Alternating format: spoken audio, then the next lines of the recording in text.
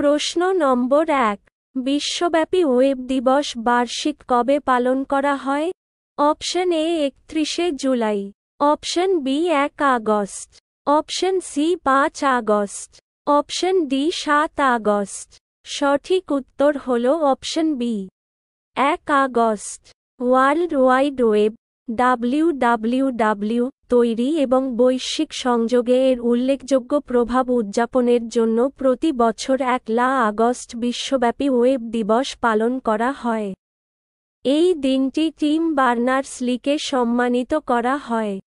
ইংরেজ বিজ্ঞানী যিনি CERN-এ কাজ করার সময় ১৯৮৯ সালে WWW তৈরি করেছিলেন।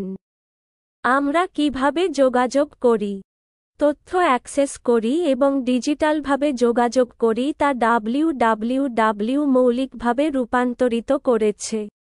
এই দিনটি উদযাপন আমাদেরকে ওয়েবের ইতিহাস, তাৎপর্য এবং ক্রমাগত বিবর্তন সম্পর্কে প্রতিফলিত করার অনুমতি দেয়, যা আমাদের দৈনন্দিন জীবনে এবং বিশ্বব্যাপী যোগাযোগের একটি গুরুত্বপূর্ণ উপাদান হিসাবে রয়ে গেছে।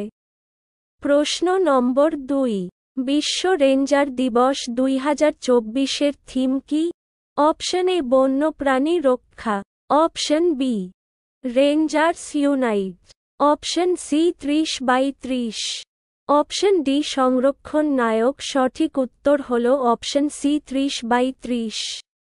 বিশ্ব রেঞ্জার দিবস ২০২৪ এর থিম হল ৩০/৩০, যা ২০২২ সালের জৈবিক বৈচিত্র্য সম্পর্কিত জাতিসংঘের কনভেনশন COP15 থেকে উদ্ভূত হয়েছে। এই কনভেনশনের সময় বিশ্বব্যাপী নেতারা এবং সিদ্ধান্ত গ্রহণকারীরা একটি বৈশ্বিক জীববৈচিত্র্য কাঠামোতে একমত হয়েছেন। এই উদ্যোগের লক্ষ্য হল ২০৩০ সালের মধ্যে বিশ্বের ৩০% ভূমি এবং সমুদ্র এলাকা রক্ষা করা। সংরক্ষণের প্রচেষ্টায় রেঞ্জারদের গুরুত্বপূর্ণ ভূমিকা তুলে ধরে। বিশ্ব রেঞ্জার দিবস প্রতি বছর ৩১শে জুলাই পালন করা হয়। এই নিবেদিত ব্যক্তিদের সম্মান জানায় যারা বন্যপ্রাণী এবং প্রাকৃতিক আবাসস্থল রক্ষা করে, তাদের অবদান এবং তারা যে চ্যালেঞ্জগুলির মুখোমুখি হয় তার উপর জোর দেয়। প্রশ্ন নম্বর ৩। জুন ২০২৩-এর তুলনায় ২০২৪ সালের জুন মাসে ৮টি মূল শিল্পের সূচক কত শতাংশ বৃদ্ধি পেয়েছে? Option A ২%, option B ৩%, option C ৫%, option D ৪%। সঠিক উত্তর হল অপশন ডি ৪%। জুন ২০২৪-এ ৮টি প্রধান শিল্পের সূচক ICI জুন ২০২৩-এর তুলনায় ৪% বৃদ্ধি পেয়েছে। এই বৃদ্ধি কয়লা, বিদ্যুৎ, প্রাকৃতিক গ্যাস, ইস্পাত, সার এবং সিমেন্ট সহ বিভিন্ন গুরুত্বপূর্ণ খাতে ইতিবাচক কর্মক্ষমতা প্রতিফলিত করে। শতাংশ বৃদ্ধি মূল শিল্পে একটি দৃঢ় সম্প্রসারণ নির্দেশ করে, যা দেশের বিস্তৃত অর্থনৈতিক কার্যকলাপ এবং শিল্প বৃদ্ধির প্রবণতা বোঝার জন্য অপরিহার্য।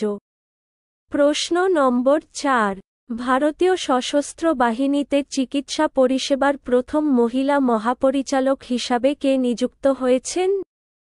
Option A Anjali Kumar, option B Priya Mehta, option C Sadhana Saxena Nair, option D Meena Sharma. সঠিক উত্তর হল option C Sadhana Saxena Nair. Lieutenant general Sadhana Saxena Nair ভারতীয় সশস্ত্র বাহিনীর মেডিকেল সার্ভিসের মহাপরিচালক হিসেবে নিযুক্ত প্রথম মহিলা হয়ে ইতিহাস তৈরি করেছেন। তার বিশিষ্ট কর্মজীবনের মধ্যে রয়েছে জেনারেল হসপিটাল সার্ভিসেস, সশস্ত্র বাহিনী এর ডিরেক্টর এবং ওয়েস্টার্ন এয়ার কমান্ডের প্রিন্সিপাল মেডিকেল অফিসার হিসাবে কাজ করা প্রথম মহিলা। মেডিকেল ইনফরমেটিক্স এবং কেমিক্যাল, বায়োলজিক্যাল, রেডিওলজিক্যাল এবং নিউক্লিয়ার ওয়ারফেয়ার প্রশিক্ষণ সহ একটি শক্তিশালী একাডেমিক এবং পেশাদার পটভূমির সাথে তিনি সামরিক চিকিৎসা এবং সশস্ত্র বাহিনীর স্বাস্থ্যসেবা পরিষেবাগুলিতে উল্লেখযোগ্যভাবে অবদান রেখেছেন। প্রশ্ন নম্বর 5। কোন রাজ্যে ভারত তার প্রথম বহুজাতিক বিমান মহড়া, তরং শক্তি 2024 আয়োজন করবে? Option A Maharashtra, option B Gujarat, option C Karnataka, option D Tamil Nadu. সঠিক উত্তর হল অপশন ডি তামিলনাড়ু। ভারতের প্রথম বহুজাতিক বিমান মহড়া, তারং শক্তি 2024 তামিলনাড়ুর সুলারে অনুষ্ঠিত হবে। আসন্ন মাসের 6 তারিখে শুরু হওয়ার জন্য নির্ধারিত এই মহড়ায় প্রায় 30টি দেশ অংশগ্রহণ করবে। 10টি যুদ্ধবিমান নিয়ে অংশগ্রহণ করবে। এই ইভেন্টটি ভারতের জন্য একটি উল্লেখযোগ্য মাইলফলক, যার লক্ষ্য তার প্রতিরক্ষা সক্ষমতা প্রদর্শন করা এবং অংশগ্রহণকারী দেশগুলির মধ্যে আন্তঃকার্যক্ষমতা বাড়ানো।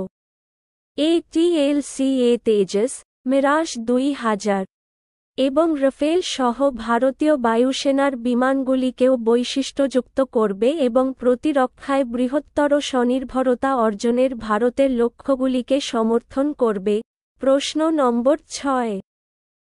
কোন দেশ 2024 সালে কৃষি অর্থনীতিবিদদের 32তম আন্তর্জাতিক সম্মেলন ICE আয়োজন করেছিল? Option A Bharat, option B চীন, option C Brazil, option D Australia. সঠিক উত্তর হল অপশন এ ভারত।